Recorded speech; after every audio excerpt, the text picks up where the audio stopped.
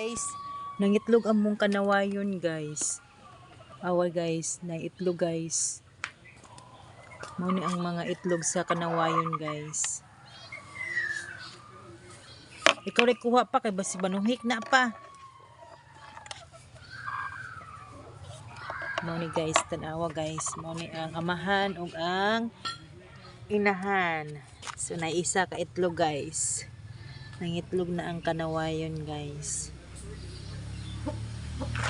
Mo ni ang iyahang itlog.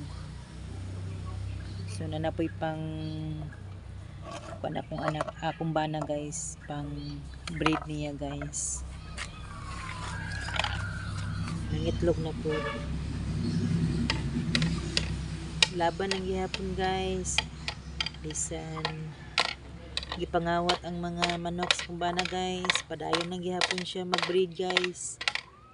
Na itlog guys, na isa ka itlog. Thank you for watching guys. Like and share. Thank you.